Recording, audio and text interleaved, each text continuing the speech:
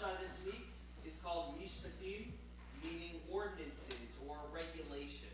And this speaks about the laws that God gave to Israel on Mount Sinai.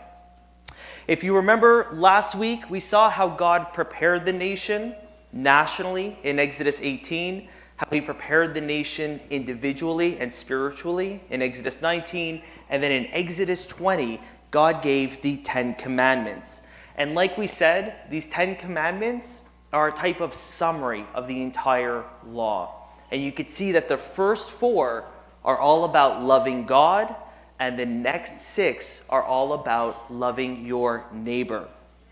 And Yeshua, he explains it when he was asked, what is the greatest command? He gives this summary. And he says the greatest command is to love your God and love your neighbor as yourself. Now, of course, the very right question was asked. Well, who is my neighbor? To which Yeshua responded with his parable, essentially anybody who is in need, we are to reach out to. And so these two themes are so closely tied together that if we claim to love God, according to 1 John, but we hate our neighbor, we speak badly about them, we gossip about them, we neglect them, 1 John tells us we don't actually love God. And so we see how the type of society God is creating is all about loving him and loving one another. Now this morning, we're going to move on into Parashat Mishpatim, Ordinances, which goes between Exodus 21 to Exodus 24. And here you delve deeper into the specific laws that the nation of Israel was given.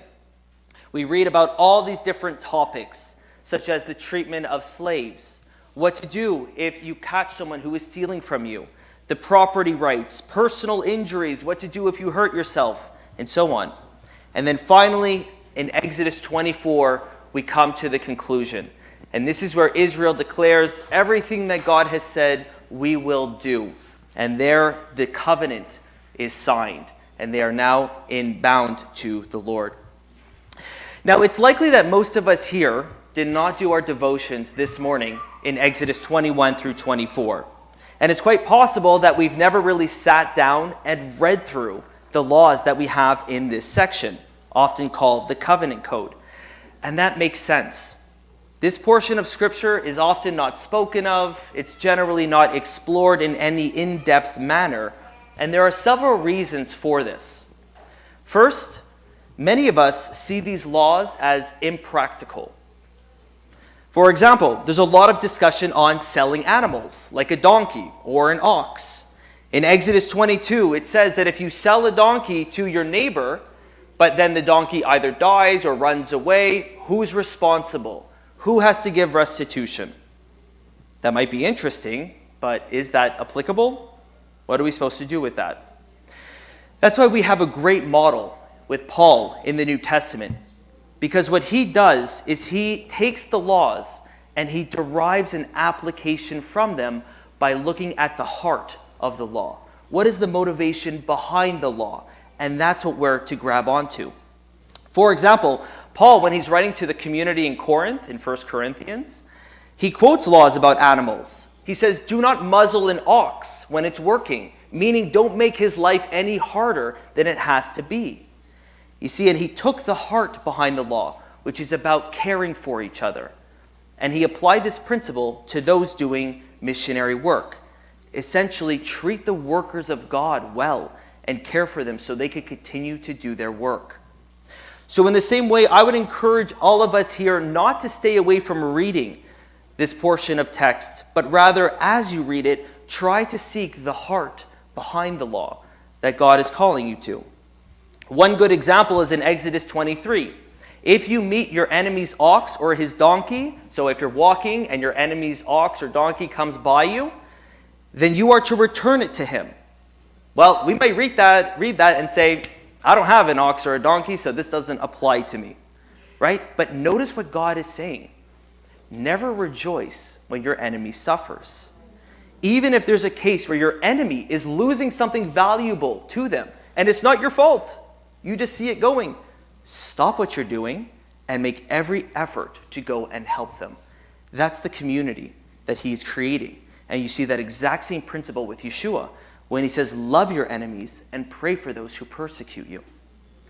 So we find this very principle both in the Hebrew Bible and the New Testament. So the first challenge to us is do not shy away from these texts, but as you read them, search for the heart behind the law.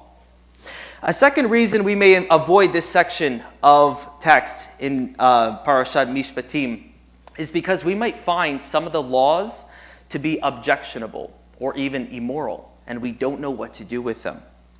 For example, the first laws listed, like I just mentioned before, are about slaves. When should they be set free? And what to do if they have children? But in light of the past 300 years in North American history and what transpired with slaves, how are we supposed to wrestle with this text? How are we supposed to treat it? However, when we see something, and this is a general wisdom, when we see something that we find disturbing in the text, always view it as an invitation to push in more and to study more rather than to pull away.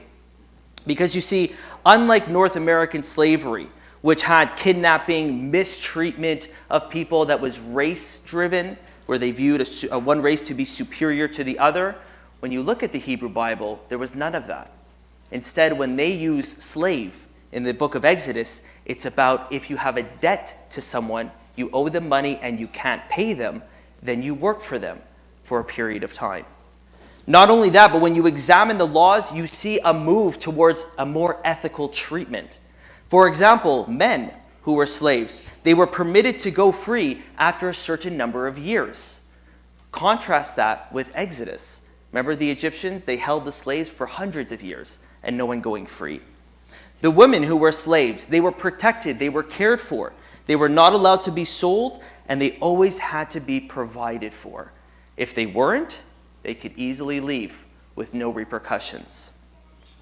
So while it may sound disturbing at first when you read about slaves, and again, that's an English translation of the Hebrew term, which could just mean servant.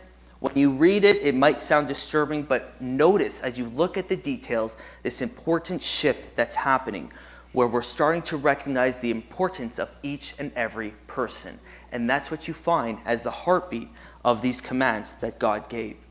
So second, do not allow your discomfort of the passages to keep you away from them. Rather, seek further to understand them. So if you have not had time this week yet to read through this portion of Scripture, I would encourage you, take the time over the weekend. And as you read through the parasha, always ask yourself, what is the heart behind the law? What is the type of society that God was creating, and how could we emulate that today? Now, at the end of our parasha, Exodus 24, this is the signing of the covenant. If you want to know more about covenants, we have an online course at Beth Ariel, all free, where it goes through each of the covenants. This one here is the Mosaic covenant. Here, Israel declares all the words which the Lord has spoken we will do. And then notice what happens immediately after. And I think that this is a great model for us. Israel declares everything that God says we will do, we will obey. And then right in that same chapter, Moses, along with about 74 other people, go up onto Mount Sinai. And it says they saw the God of Israel and they ate a meal there. They were fellowshipping with God. Now, in a lot of translations and interpretations, people say, oh, this is just a vision or something like that. The plainest reading of the text is that they saw God and they were able to fellowship with him.